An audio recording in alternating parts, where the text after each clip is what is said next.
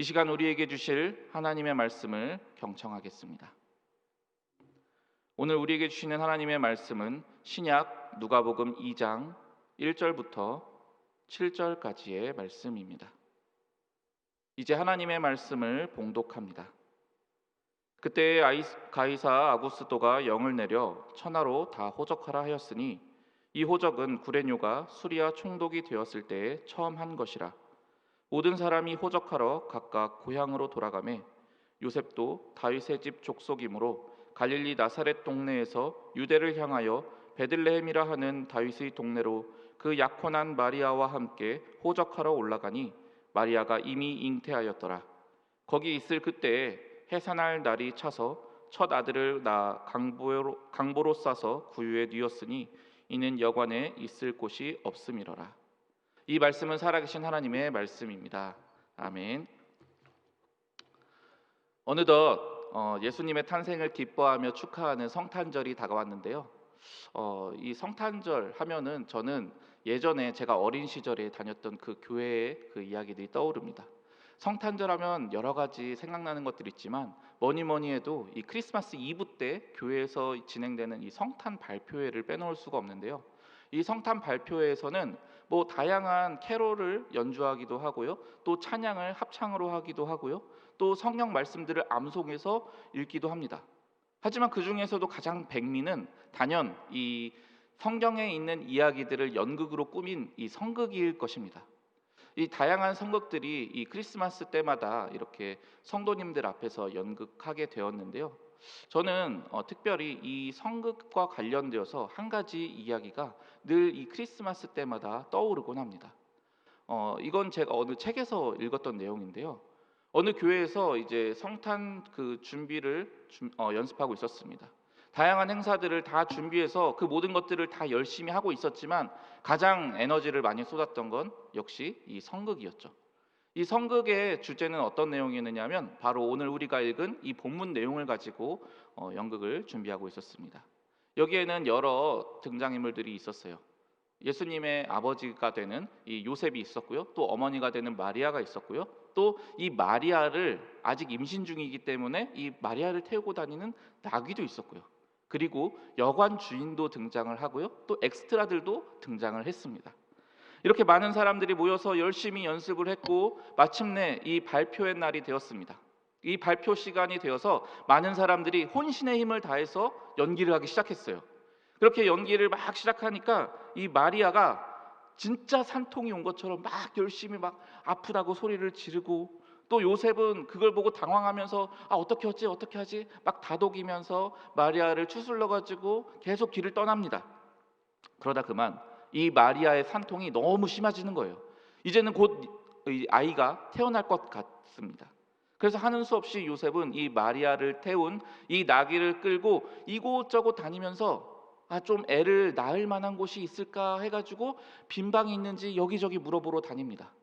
그러나 안타깝게도 이 당시의 상황은 그 당시 모든 사람들이 다 의무적으로 호적을 등록하러 가야 되는 그런 시기였기 때문에 모든 곳이 다 방이 가득 찬 상태였습니다. 그래서 이 요셉은 가는 곳마다 번번이 냉정하게 거절당하기 일쑤였죠. 어느덧 이제는 여관이 하나밖에 안 남은 거예요. 이제 원래 극본대로면은 이제 요셉이 찾아가서 좀 방이 있냐고 물어볼 때 이제 그 여관 주인이 냉정하게 방 없다고 이렇게 내쫓을 거예요. 그러면 이제 이 쫓겨남을 당한 이 요셉과 마리아는 하는 수 없이 그러면 짐승들이 사는 이 마구간이라도 좋으니까 들어가게 해주세요, 뭐 이런 식으로 부탁을 하는 게 원래 시나리오였어요. 그런데 여기서 문제가 발생하는 거예요. 이 요셉의 역할을 이 여관 주인의 역할을 맡았던 이 아이가 가만히 보니까 이 상황에 너무 몰입이 되는 거예요. 아기 예수님이 태어나시려고 하는데 이 아기 예수님을 받아줄 그 작은 공간 하나조차 없어서 여기서 저기서 계속 거절을 당하는 게 이 아이의 마음에 너무나 가슴이 아팠던 겁니다. 그래서 이 여관 주인이 대사를 읊을 차례였는데 그럴 때 이제 이 빈방 없다고 매몰차게 거절을 해야 되는데 이 아이가 그만 그러지를 못하고 여기 빈방 있어요. 빈방 없으면 제 방이라도 내어드릴게요. 우리 예수님 빈방 없어서 태어나시지 못하면 안 되잖아요. 막 이러면서 그만 그 연극 과정에서 울어버렸다는 그런 이야기였습니다. 이 이야기가 얼마나 저의 마음에 강렬하게 인상이 남았던지 지금도 매년 성탄절 시즌이 되면은 이 이야기가 어느덧 제 마음속에 이렇게 생각이 드는 거예요. 그런데 여러분, 제가 이 이야기를 오늘 설교를 준비하면서 가만히 묵상을 해보니까 문득 그런 생각이 들었습니다. 실은 우리 모두가 이 성경 속 오늘 이야기의 이 본문의 이야기를 너무 대수롭지 않게 그냥 당연하다는 듯이 그렇게 접근하고 있던 것은 아닐까? 예수님이 태어나실 곳이 없어서 다 쫓겨나가시고 결국에는 짐승들의 먹이통에서 그 몸을 누이셔야만 했던 그 사실이 너무 당연하게, 너무 아무렇지도 않게 그렇게 여겨지고 있던 것은 아닐까? 이런 생각이 들었습니다. 그러면서 문득 제가 예전에 읽었던 어떤 시인 어머니는 그래도 되는 줄 알았습니다라는 그 시가 떠올랐습니다. 잠시 제가 그 내용을 읽어드리겠습니다. 어머니는 그래도 되는 줄 알았습니다. 하루 종일 밭에서 죽어라 힘들게 일해도 어머니는 그래도 되는 줄 알았습니다. 찬밥 한 덩이로 대충 부뚜막에 앉아 점심을 때워도 어머니는 그래도 되는 줄 알았습니다. 한겨울 냇물에서 맨손으로 빨래를 방망이질해도 어머니는 그래도 되는 줄 알았습니다. 배부르다, 생각 없다, 식구들 다 먹이고 굶어도 어머니는 그래도 되는 줄 알았습니다. 발 뒤꿈치 다 해져 이불이 긁히는 소리를 내도 어머니는 그래도 되는 줄 알았습니다. 손톱이 깎을 수조차 없이 닳고 문드러져도 어머니는 그래도 되는 줄 알았습니다. 아버지가 화내고 자식들이 속 썩여도 끄떡없는 돌아가신 외할머니 보고 싶으시다고 그것이 그냥 넋두리인 줄만 알았는데 한밤중 자다 깨어 방구석에서 한없이 소리 죽여 울던 어머니를 본 후론 어머니는 그러면 안 되는 것이었습니다. 우리는 어느샌가부터 이 어머니의 희생 어린 사랑이 너무 많아서 너무 당연해서 그래서 철없는 우리는 어머니는 원래 그래도 되는 분인 것 마냥 생각했을지도 모르겠습니다. 그런데 저는 이 시의 어머니의 모습에서 마치 우리 예수님의 모습이 오버랩되는 것처럼 느껴졌습니다. 예수님? 그래 그분은 당연히 희생과 섬김과 헌신의 아이콘이지 않아? 그러니까 당연히 예수님은 좀 어려움을 겪으셔도 그건 당연한 거 아닌가? 이 땅에 원래 가장 낮은 모습으로 오시려고 했던 거 아닌가? 그래서 예수님 좀 멸시 좀 받으시면 어때? 천대? 모욕? 그래도 예수님이시니까 그거 다 충분히 감당하실 수 있는 분이니까 그래도 괜찮으신 거 아닌가? 그래서 최소한 사람이라면 마땅히 태어날 때 배려받아야 할 그 최소한의 안전하고 따뜻한 보금자리마저 배려받지 못하는 그런 모습조차 당연한 분으로 우리는 여겼고 있던 것은 아닐까요? 여러분, 예수님은 정말 그래도 되는 분일까요? 제가 오늘 설교를 준비하면서 여러 가지 자료들을 막 찾아보았는데요. 이 자료들을 찾으면 찾을수록 제 마음 한구석이 너무 가슴이 아파오기 시작했습니다. 모든 자료들을 다 보았는데 이 모든 자료들이 하나같이 오늘 바로 이 부분을 아기 예수님께서 이제 곧 태어나실 건데 이 땅에 머물 곳이 단 한 군데도 없어서 결국 짐승들의 그 발 먹이통에 누우셔야만 했다는 그 사실을 너무 당연하다는 듯이 너무 아무렇지도 않게 그렇게 기록하고 있더라고요. 마치 예수님은 원래 그래도 되는 분인 것 마냥 그렇게 모든 사람들이 다 여기는 것 같이 그렇게 제 마음에는 느껴지더라고요. 근데 여러분, 그렇지 않은 것 아니겠습니까? 우리 예수님, 우리를 위해서 이 땅에 오신 분 아니겠습니까? 우리를 너무 사랑하셔서 그저 우리 곁에 그냥 있으려고 그래서 오신 분 아닙니까? 그래서 그분의 이름을 임마누엘, 즉 하나님이 우리와 함께 계시다라고 지으신 것 아니겠습니까? 우리를 살리려고 대신 죽으려고 오신 분이잖아요. 그런 분이시라면 우리가 의리의리한 대궐 같은 집을 지어드리지는 못할지라도 최소한 내가 이미 살고 있는 집에서 가장 따뜻하고 좋은 방 한 칸 정도는 마련해 드리는 게 그게 인간으로서의 최소한의 도리가 아니겠느냐는 말입니다. 그러나 세상은 그분을 거절했습니다. 아기 예수님이 태어나실 만한 그 작은 공간조차 주님은 배려받지 못하셨습니다. 그리고 그것은 예수님의 삶 전체에서 계속 반복되었습니다. 이 땅의 수많은 백성들의 왕이신 분께서 그 백성들에게 임하셨는데 그 백성들로부터 이 왕이 버림받아야만 했습니다. 여우도 굴이 있고 공중의 새들도 둥지가 있건만 인자는 머리 둘 곳이 없도다. 주님은 한평생 그렇게 거처한 곳 마련하지 못한 채 평생을 떠돌아 다니셔야만 했습니다. 백성들의 지도자들은 예수님을 너무너무 미워해서 틈만 나면 어떻게든 갉아먹고 또 괴롭히고 음모를 꾸미는데 혈안을 되어 있었습니다. 그럼 이 백성들은 이 왕을 환영하고 맞이하였습니까? 네, 처음에는 환영하고 맞이하는 것 같아 보였습니다. 그런데 조금 시간이 지나 보니까 자신들이 원하는 그 욕망을 이루는 분이 아니라는 것을 깨닫게 되자 그들은 언제 그래나는 듯 그들의 왕을 매몰차게 내번져 버렸습니다. 그를 십자가에 못 박아 죽였죠. 예수님의 처음 오실 때부터 마지막 돌아가시는 그 순간까지 왕께서는 그분의 백성들로부터 철저하게 버림받으시고 외면당하셔야만 했습니다. 이것을 이사야 53장 3절은 이렇게 이야기합니다. 그는 멸시를 받아 사람들에게 버림받았으며 간고를 많이 겪었으며 질고를 아는 자라. 마치 사람들이 그에게서 얼굴을 가리는 것 같이 멸시를 당하였고 우리도 그를 귀히 여기지 아니하였도다. 예수님은 이런 대접을 받아도 그래도 되는 분이십니까? 나를 사랑하사 나를 위하여 자신의 생명을 버리기에 오신 분이 이렇게 멸시와 천대와 모욕을 받으시는 게 당연한 이야기입니까?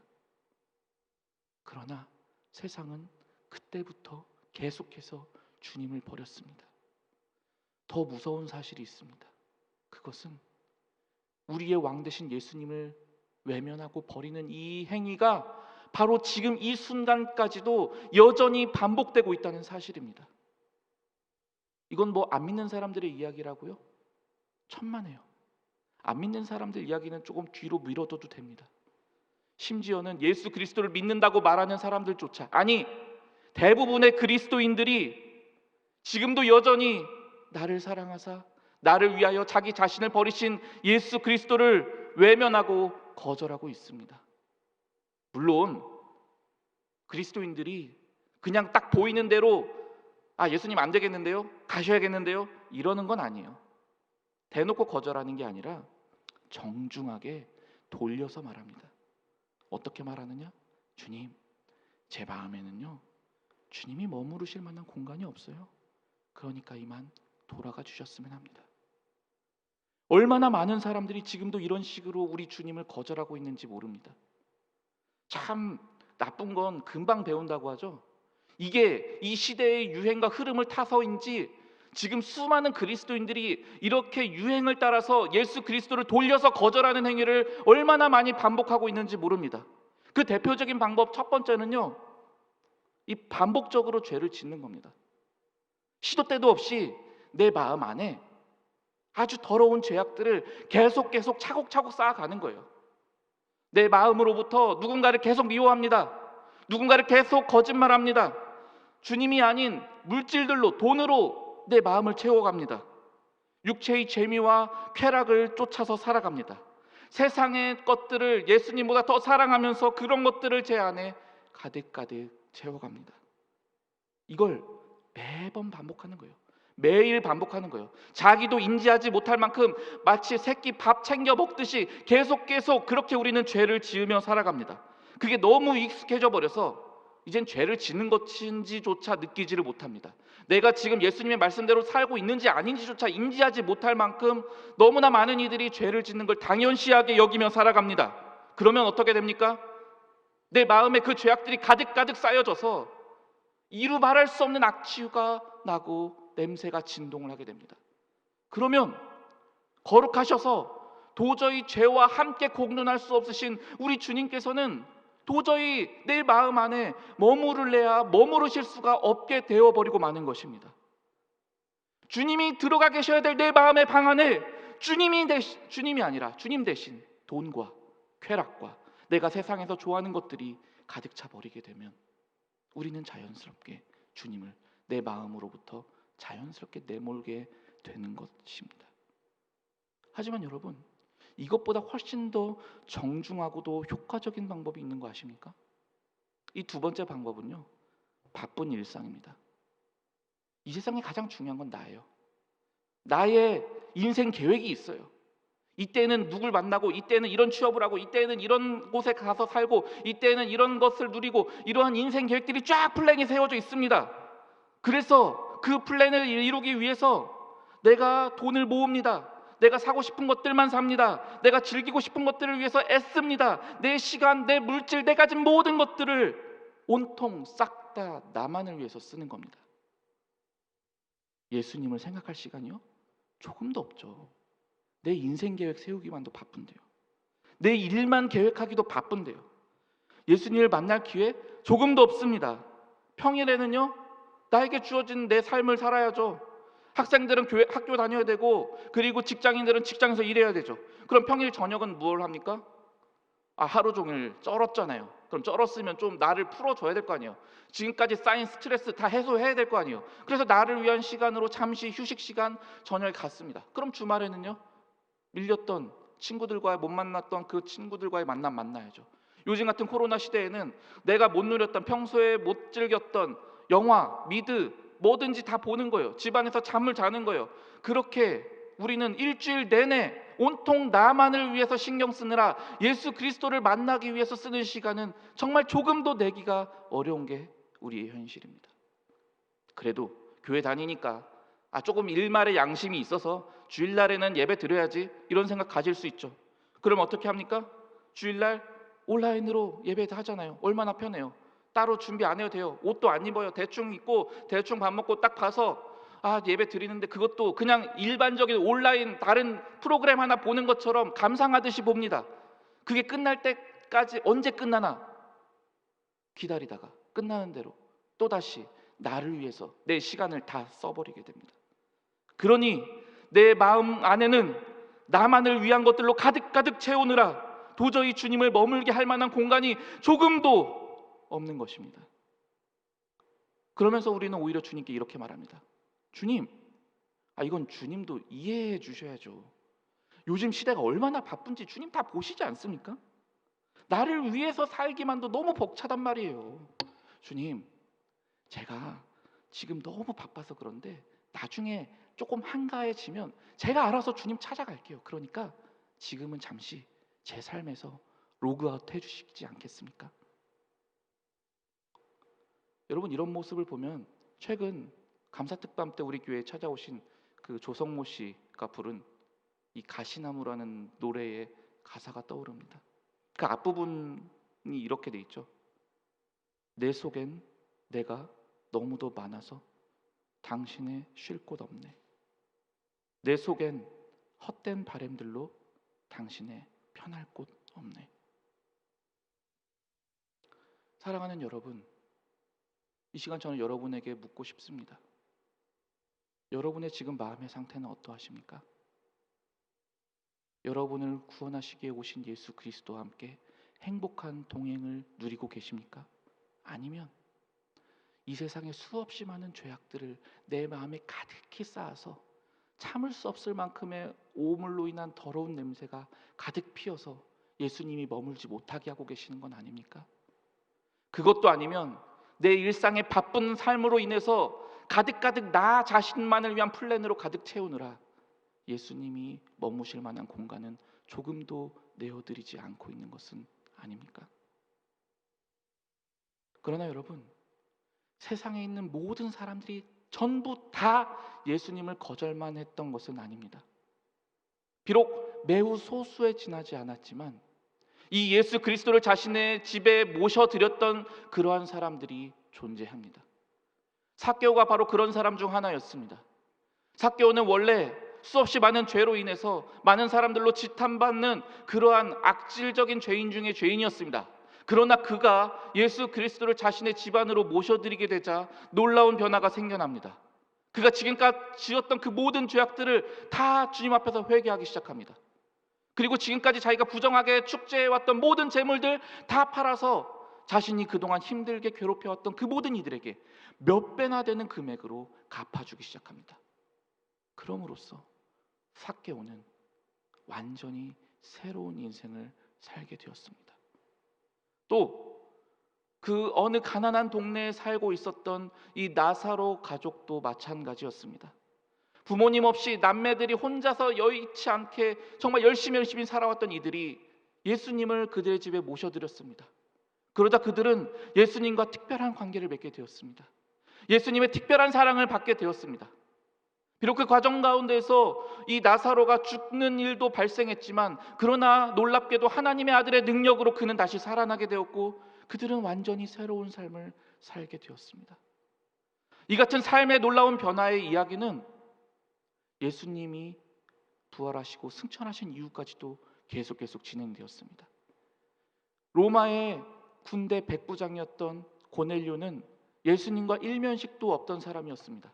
그러나 그가 다른 이들의 전해주는 복음을 듣고 예수 그리스도를 그들의 마음에 모셔드렸을 때 그와 그의 모든 일가 친척이 다 구원받고 그들의 새로운 삶이 시작되는 놀라운 변화가 그들의 삶 가운데 이루어지게 되었습니다. 요즘 코로나로 인해서 그런지 몰라도 다양한 프로그램들이 TV에서 나오고 있는데요. 그중에 신박한 정리라고 하는 예능 프로그램이 기억이 납니다. 이 예능 프로그램은 집에 수없이 많은 물건들을 가득 쌓아놔서 도저히 정리가 되지 못한 채 그저 답답하게 살고 있는 연예인들에게 이 집을 잘 정리해주는 전문가가 찾아가는 내용의 프로그램입니다. 그럼 전문가가 찾아가서 뭘 해주느냐? 그동안 집 안을 가득 채워왔던 이 물건들을 꼭 필요한 물건들 이외에는 싹 다 처분을 하는 겁니다. 그리고 그 꼭 필요한 물건들은 완전히 새롭게 재배치를 해서 그 집 전체가 완전히 새 집 같은 느낌이 들도록 바꿔버립니다. 이렇게 드라마틱한 변화를 가져온 집에 이 의뢰인이 찾아가 보면 그 완전히 바뀌어진 새로운 깨끗한 집을 발견하고서 그들은 너무나 행복해하는 모습을 보여주곤 합니다. 저는 마치 우리가 예수 그리스도를 마음에 모시고 그분을 내 안에 머물게 하면 이루어지는 일이 바로 이러한 변화와 비슷하다고 생각합니다. 이러한 모습을 특별히 잘 그려낸 책이 있는데요. 바로 기독교 서적 중 매우 유명한 고전인 내 마음 그리스도의 집이라는 이 책입니다. 이 책은 정말 얇습니다. 동화책같이 아주 얇게 되어 있는데 몇십 년이라는 기나긴 세월 동안 많은 그리스도인들에게 특별한 사랑을 받아왔습니다. 왜냐하면 이 안에는 우리가 예수 그리스도를 내 마음에 모시고 그분이 내 마음 안에 머물게 되었을 때 일어나는 여러 가지 변화들을 아주 실감나게 잘 묘사했기 때문입니다.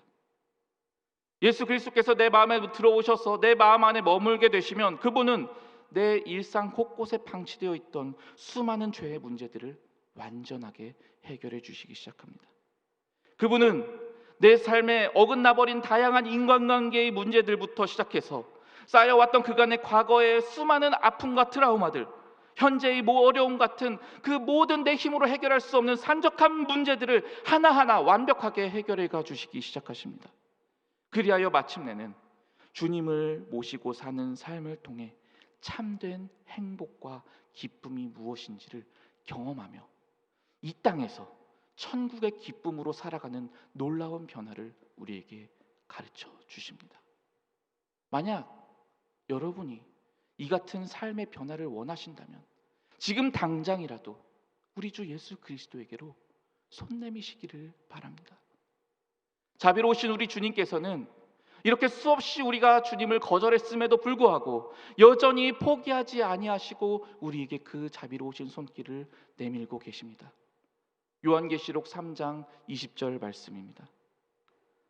볼지어다 내가 문 밖에 서서 두드리노니 누구든지 내 음성을 듣고 문을 열면 내가 그에게로 들어가 그와 더불어 먹고 그는 나와 더불어 먹으리라.